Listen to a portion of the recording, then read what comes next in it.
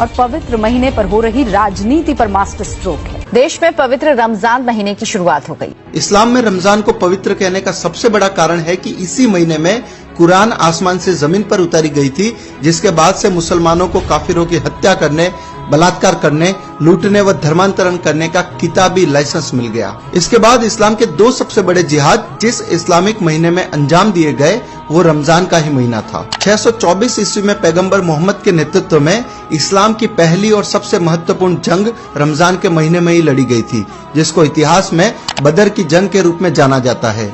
इसी जंग के बाद मक्का के सबसे ताकतवर कुरैशी समुदाय को मुसलमान बनाया गया था। रमजान के महीने में ही 629-630 ईस्वी में मुसलमानों ने मक्का पर हमला करके उस पर विजय प्राप्त की थी और वहां के प्रमुख लोगों की हत्या करके वहां रह रहे काफिरों को इस्लाम कबूलवाया था। भारत के इतिहास पर भी गौर करें तो पाकिस्तान बनाने का सबसे बड़ा जिहाद 1946 ईस्वी में रमजान के महीने में ही छेड़ा गया था, जिसको डायरेक्ट एक्शन डे के रूप में जाना जाता है। 16 अगस्त 1946 रमजान के 70वें दिन कलकत्ता के हर मुसलमान तक एक पर्चा बांटा गया, जिसमें रमजान के महीने का हवाला देकर भारत में हिंदुओं के कत्लेआम की घोषणा की गई थी। उस पर्चे में लिखा गया था कि हम लोग रमजान के महीने में जिहाद शुरू करने जा रहे हैं।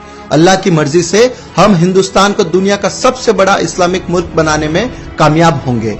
ए काफिर, तुम्हारी सजा का वक्त आ गया है, अब कत्लेआम होगा। हम हाथ में तलवार लेकर फक्र के साथ तुम पर जीत हासिल करेंगे। डायरेक्ट एक्शन डे कयामत का दिन होगा।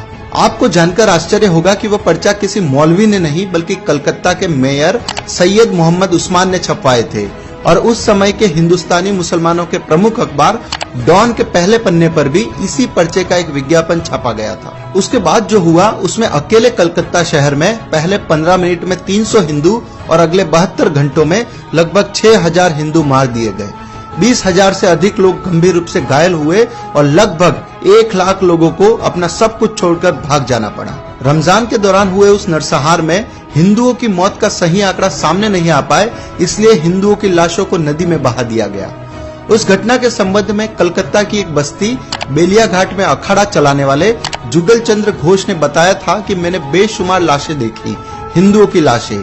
एक जगह 4 ट्रक खड़े थे, सभी में कम से कम 3 फीट की ऊंचाई तक लाशें भरी हुई थी। गुड़ की बोरियों की तरह वो ट्रकों पर लदे पड़े थे और उनसे खून टपक रहा था। वह सभी लाशें हिंदुओं की ही थी। महीना रमजान का था और कत्लेआम करने वाले मुसलमान थे। तो मित्रों, अब आपको समझ आ गया होगा कि रमजान का महीना मुसलमानों के लिए इतना पवित्र क्यों है, क्योंकि वे इसी महीने में अपने जिहादी रूप को सबसे अधिक बाहर लाते हैं और इस्लाम का जो मूल एजेंडा है उसको भी इसी महीने में प्रमुखता से अंजाम देते हैं। लेकिन लोगों को बेवकूफ बनाने के लिए ये लोग रोजा, रूह अफ़ज़ा, इफ्तार, सेवैया, खजूर, ज़कात और इबादत का स्वांग रचते हैं, जिसे आम हिंदू समझ नहीं पाता और वह अपनी ही मौत के महीने को पवित्र महीना कहने की भूल करता है। लेकिन आज के इस वीडियो के बाद कम से कम हिंदू समाज को तो रमजान को पवित्र कहना बंद कर देना चाहिए और रमजान की सो कॉल्ड पवित्रता का जो सच इस वीडियो में बताया गया है